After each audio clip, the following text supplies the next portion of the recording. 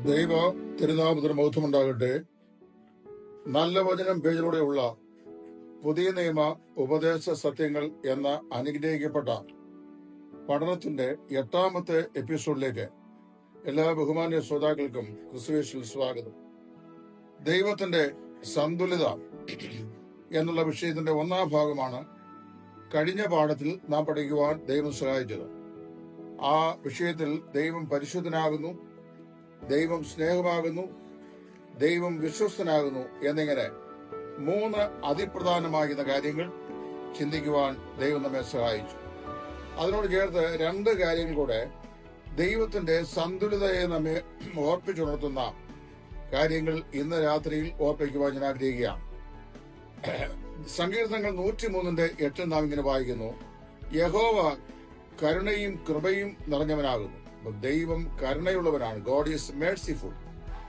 ആവർത്തനം 4:31 മോശ ഇപ്രകാരം പറയുകയാണ്: ദൈവമായ യഹോവ കരുണയുള്ള ദൈവമല്ലോ, അവൻ നിന്നെ ഉപേക്ഷിക്കുകയില്ല. നമ്മുടെ ദൈവം കരുണയുള്ള മനസ്സലിവുള്ള ദൈവമാണ്. അവിടുന്ന് നമ്മെ ഒരു നിലയിലും ഒരു പ്രകാരത്തിലും ഉപേക്ഷിക്കുകയില്ല എന്നാണ് തിരുവെഴുത്തിൽ വായിക്കുന്നത്. പാപത്തിന്റെ ശിക്ഷയായ അസഹ്യമാകുന്ന വേദനയുടെയും മരണത്തിന്റെയും മധ്യത്തിലും ദൈവം കരുണാസമ്പന്നായി നമ്മുടെ ജീവിതത്തിൽ വർത്തിക്കുന്നു എന്നാണ് ദൈവത്തിന്റെ ദിവ്യ സ്വഭാവത്തിലൂടെ നമുക്ക് മനസ്സിലാക്കുവാൻ സാധിക്കുന്നത്. വിശുദ്ധ മത്തായിയുടെ സുവിശേഷം അതിന്റെ 5-ാം അധ്യായത്തിന്റെ 45-ാം വാക്യത്തിൽ നമ്മുടെ വാഴ്ത്തപ്പെട്ട കർത്താവായ യേശു ക്രിസ്തു ഇപ്രകാരം പറയുകയുണ്ടായി: അവൻ ദുഷ്ടന്മാരുടെ മേലും നല്ലവരുടെ മേലും തന്റെ സൂര്യനെ ഉദിപ്പിക്കുകയും നീതിമാന്മാരുടെ മേലും നീതി കെട്ടവരുടെ മേലും തന്റെ മഴയെ പെയ്യുകയും ചെയ്യുന്നുവല്ലോ. ദൈവത്തിന്റെ കരുണയെയും ദൈവത്തിന്റെ മനസ്സലിവിനെയും വർണ്ണിക്കുന്ന അല്ലെങ്കിൽ വിശേഷിപ്പിക്കുന്ന ധാരാളം വചനഭാഗങ്ങൾ നമുക്ക് പിന്നെയും കാണുവാൻ സാധിക്കുന്നുണ്ട്. റോമാലേഖനം 9:15-18 വാക്യങ്ങൾ നാം വായിക്കുന്നത് അവിടുന്ന് സർവാധിപനായ ദൈവമായിരുന്ന മനുഷ്യനോട് കരുണ കാണിക്കുന്നു എന്നാണ്. പുറപ്പാട് പുസ്തകം 20-ന്റെ എന്നെ സ്നേഹിക്കുന്നവർ എന്റെ കൽപ്പനകളെ പ്രമാണിക്കുന്നവർക്ക് 1000 തലമുറ വരെ താൻ ദയ കാണിക്കുന്നു എന്ന് മോശ പറയുന്നു. ദൈവത്തിന്റെ കരുണ അതെത്രയോ സമ്പന്നമാണ്, അതെത്രയോ വലിയതാണ് എന്ന് പരിശുദ്ധാത്മാവായ ദൈവം നമ്മെ ആവർത്തിച്ച് ഓർപ്പിക്കുകയാണ്. 5ാമതായി, അതായത് ഏറ്റവും ഒടുവിലായി ഈ ബന്ധത്തിൽ ദൈവത്തിന്റെ സന്തുലിതയെ കുറിച്ച് പഠിക്കുമ്പോൾ 5ാമതായി നമുക്ക് പഠിക്കാൻ കഴിയുന്നത് ദൈവം നീതിമാനാകുന്നു എന്നുള്ളതാണ്.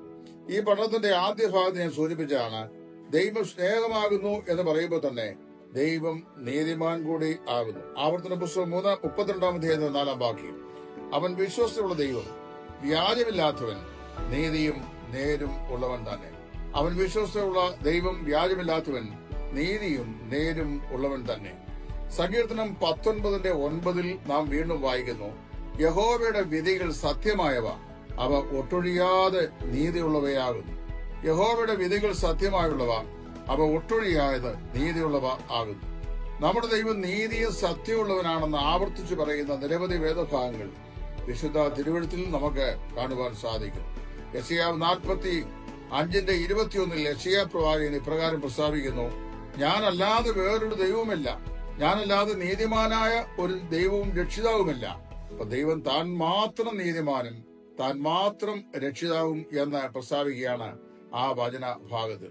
ശമൂവേലിന്റെ 1-ാം പുസ്തകം 2-ാം അധ്യായത്തിന്റെ 3-ാം വാക്യത്തിൽ ശമൂവേൽ പ്രവാചകൻ ഇങ്ങനെ പറയുന്നു: യഹോവ ജ്ഞാനമുള്ള ദൈവം, അവൻ പ്രവൃത്തികളെ തൂക്കി നോക്കുന്നു. യഹോവയായ ദൈവം ജ്ഞാനമുള്ള ദൈവം, അവൻ പ്രവൃത്തികളെ തൂക്കി നോക്കുന്നു. ഉൽപ്പത്തി 18:25 സർവഭൂമിക്കും ന്യായാധിപതിയായവൻ നീതി പ്രവർത്തിക്കാതിരിക്കുമോ? നിശ്ചയമായും അവിടുന്ന് നീതിയെ പ്രവർത്തിക്കുന്ന ദൈവമാണ്.